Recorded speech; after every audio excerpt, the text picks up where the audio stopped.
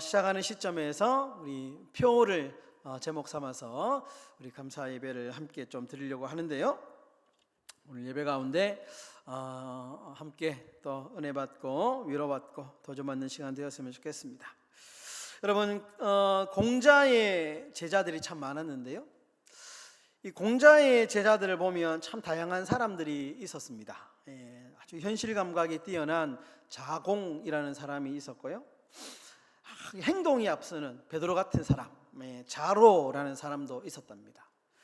그러니까 말없이 그저 묵묵하게 뒤에서 열심히 일하는 안회라는 사람도 있었다고 합니다. 성향도 다르고 말하는 방식도 다르고 세상을 바라보는 관점도 다른 정말 다양한 사람들이 이 공자의 제자로 있었는데요. 그런데 그러다 보니까 예상대로 다양한 성격이 다르다 보니까 충돌이 많았다고 합니다. 늘 제자들 안에서 어떤 토론을 하거나 이야기를 하면 긴장감이 있고 때로는 말다툼도 하고 언쟁도 있고 이런 어떤 일들이 있었다고 하는데요. 그런데 이제 말다툼이 일어날 때마다 공자는 놀랍게도 누구 편도 들지 않았다고 합니다. 누가 이 사람이 옳다, 이 말이 맞다, 저 말이 맞다 그렇게 말하지 않고 대신 이렇게 말했다고 합니다. 사람마다 그릇이 다 다르다. 맞는 말이죠. 사람마다 다 그릇이 다르다. 그렇게 이제 말을 했다는 겁니다. 여러분, 우리가 대부분 우리의 갈등을 보면 대부분 이 다름이라고 하는 곳에서 갈등이 시작이 됩니다. 생각이 다르고 말하는 방식이 다르고 그러다 보니까 우리가 이 다르다라는 것을 다른 것이 틀리다 이렇게 이제 바꾸어 버리는 것이죠. 사실 다른 것은 틀린 것이 아니죠. 그런데 이제 다르다라고 하는 이 부분이 자꾸 틀리다, 옳지 않다라고 접근하기 때문에 결국에는 이 지점에서 이제 갈등이 생기게 된다라는 겁니다. 그럼 교회도 마찬가지입니다. 생각이 다르고 스타일이 다 다릅니다. 여기 앉아 계신 분들이 모두가 다 생각이 같을 수는 없습니다. 그러다 보면 어떤 일들이 일어나느냐 하면 나의 기준으로 자꾸 판단을 합니다. 내 기준으로. 저 사람은 왜 저래? 왜 저렇게 행동하지? 이렇게 이제 그 내 기준이죠. 이런 생각이나 오해들이 자꾸 쌓이다 보면 교회가 조금씩 하나 되지 못하고 금이 가기 시작을 하는 겁니다. 오늘 본문 에베소서 2장은 이 질문을 아주 정면으로 다루고 있는데요. 교회는 어떻게 하나가 되는가? 무엇이 우리를 진짜 하나 되게 만드는가에 대해서 에베소서는 아주 진지하게 이야기를 합니다. 사도 바울은 놀라운 방식으로 우리가 하나 될 수 있는 비결에 대해서 이야기를 하는데요.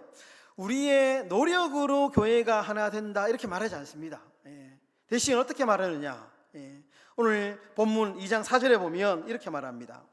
긍휼이 풍성하신 하나님이 우리를 사랑하신 그 큰 사랑을 인하여.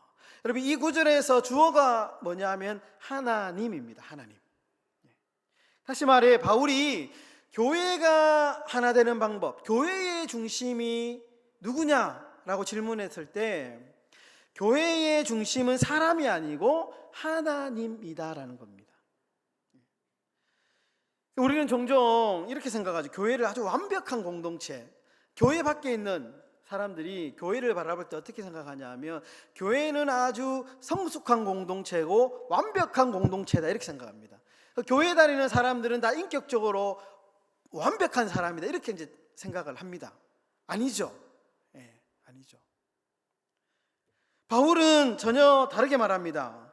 여러분, 에베소서 2장 앞부분에 보면 바울이 우리 인간을 어떻게 표현하냐면 허물과 죄로 죽었던 우리 이렇게 표현합니다. 그러니까 우리는 죽은 자들이다. 죽은 자들. 시체다 이렇게 표현합니다.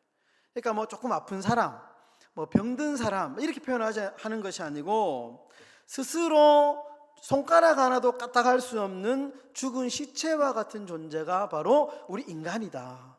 그렇게 이야기를 하는 겁니다.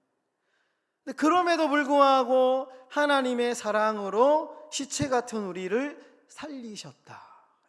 이것이 곧 하나님의 은혜다. 은혜다. 그렇게 이야기를 한 거죠.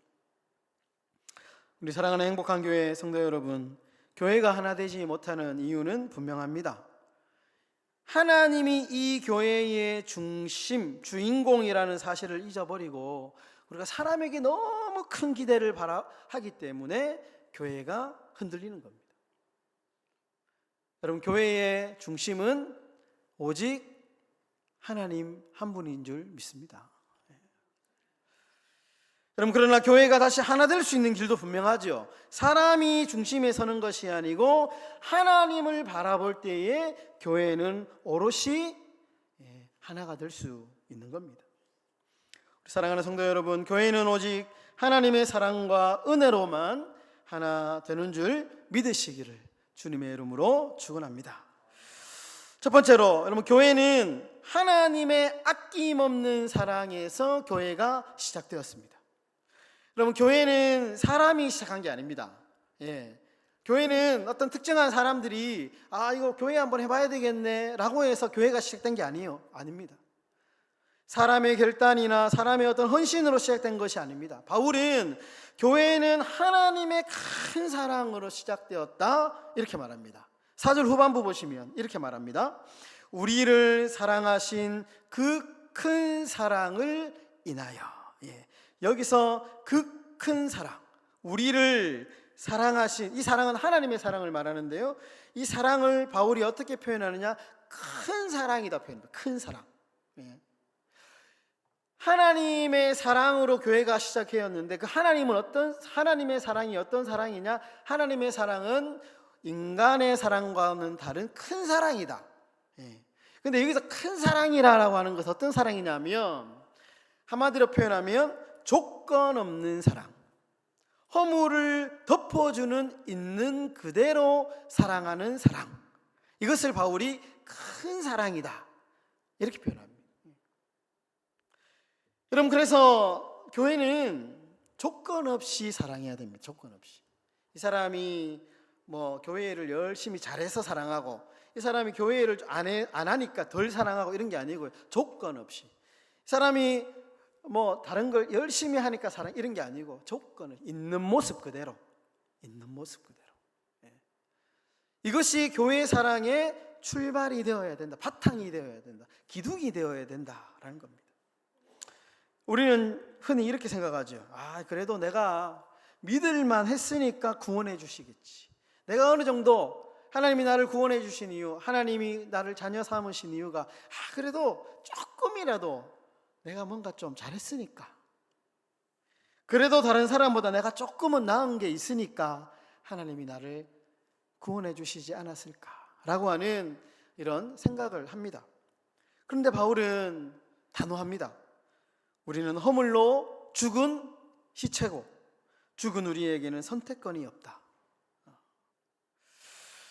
여러분, 사도행전 2장을 보면 이제 초대교회가 만들어지는 과정이 그려지고 그 모습이 그려지는데요, 초대교회를 만들어진 이 배경을 잘 보시면 어떤 제도나 건물로 시작되지 않았습니다. 사람들이 이제 교회 한번 시작해 봅시다 하면서 건물을 먼저 지었다거나 어떤 제도를 먼저 만들어 가지고 교회가 시작된 게 아닙니다. 초대교회가 시작된 순서가 되게 중요한데요, 이 마가의 다락방에 모여있던 많은 사람들이 성령을 체험하죠. 그리고 나서 어떤 일이 벌어지느냐, 이 사람들이 그 은혜의 감격에서 모이기 시작합니다. 공동체를 이루고요, 자신이 재산을 냅니다. 그러면서 교회를 운영하면서 구제하면서 이런 일들이 일어나게 되는 것이죠. 중요한 게 이제 순서입니다. 순서. 은혜가 먼저 임하고 그 은혜에 너무 감사해서 사람들이 자발적으로 자신의 것을 나누기 시작하면서 떡을 떼며 교제하면서 이제는 교회 안에서가 아닌 교회 밖으로 그리스도의 사랑을 실천하는 이 순서가 너무너무 중요하다는 거예요. 여러분, 아낌없이 주신 하나님의 사랑이 사람들로 하여금 아낌없이 자신의 모든 것을 내어주게 된 동기가 된 겁니다. 여러분, 조건 없이 정말 있는 모습 그대로 우리 이 교회를 사랑하시기를 주님의 이름으로 축원합니다. 두 번째로, 교회는 오직 그리스도 안에서만 하나가 될 수 있다는 겁니다. 오직 그리스도 안에서만 하나 될 수 있다. 여러분, 5절과 6절에 반복되는 단어가 있습니다. 잘 보시면 이 반복되는, 3번 반복되는데요, 함께라는 단어입니다. 함께. 이렇게 되죠.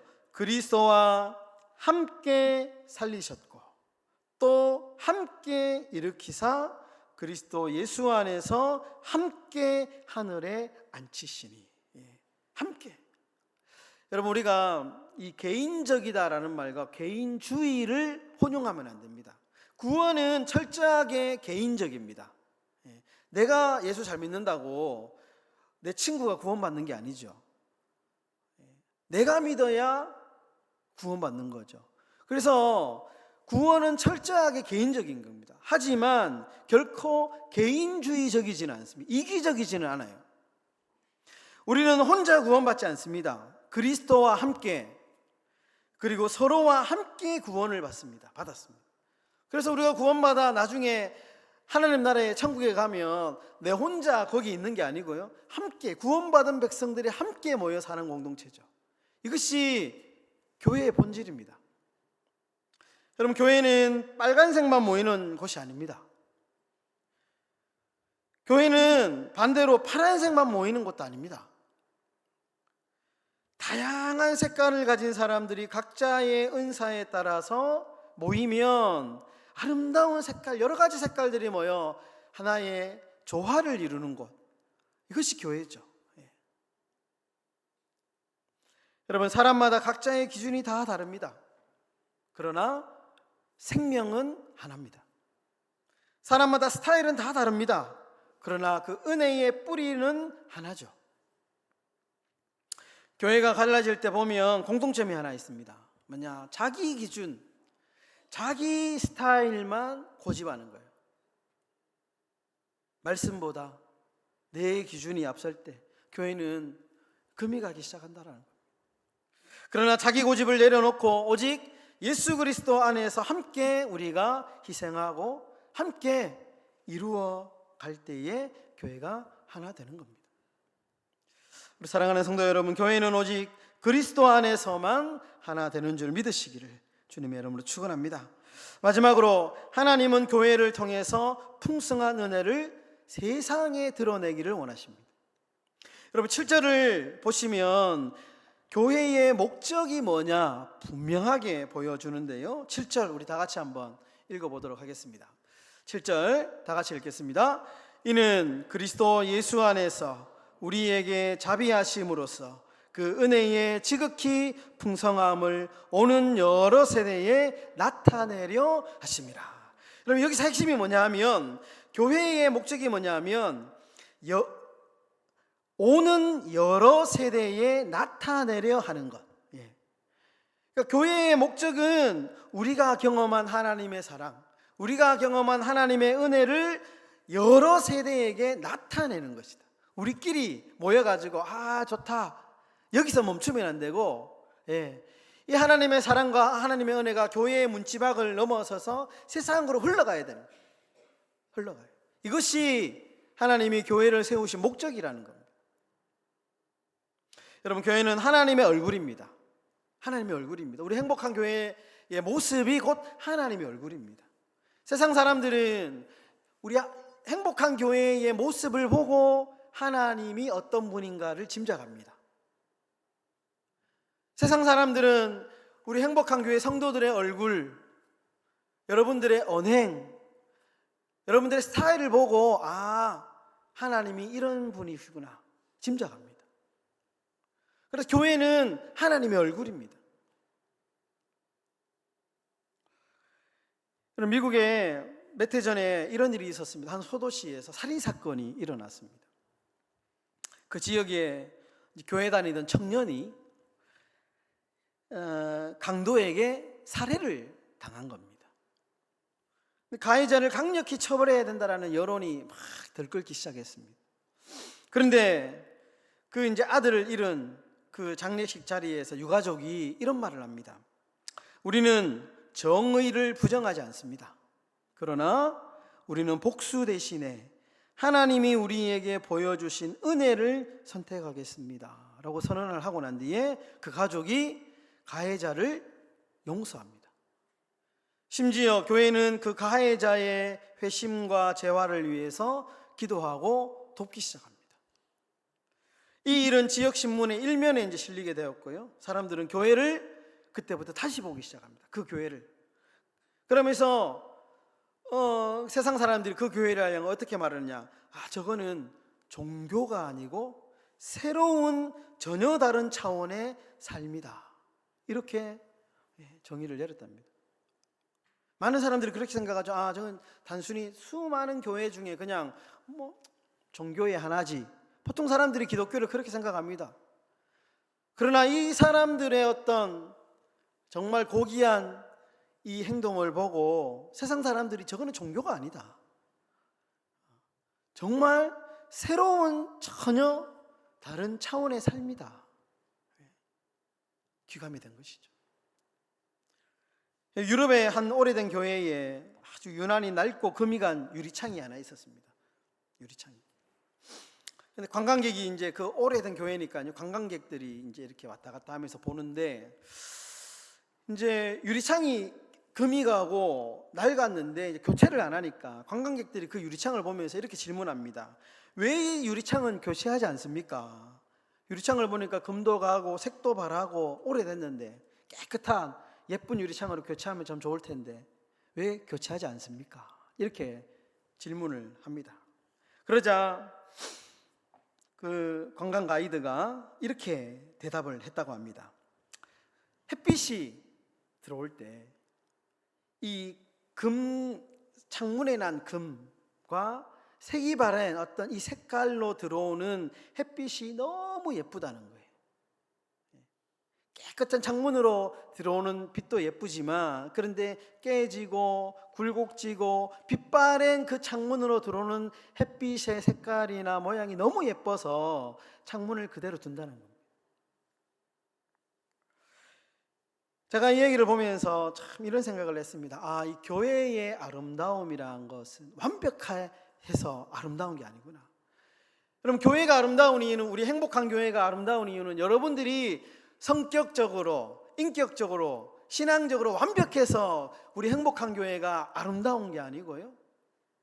세상에 완벽한 교회는 없잖아요. 비록 흠이 있고 상처가 있고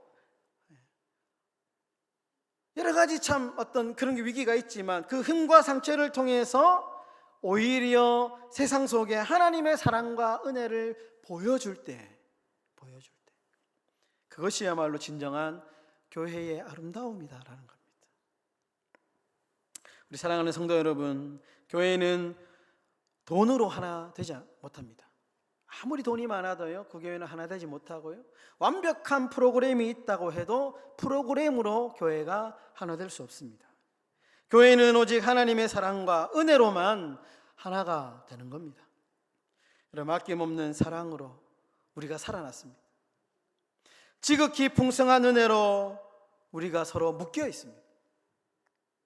여러분, 2026년도 한 해 정말 이 은혜로, 이 사랑으로 우리가 함께 하나 되는 교회로 살아가시는 저와 여러분들의 삶이 다 되시기를 예수님의 이름으로 축원합니다.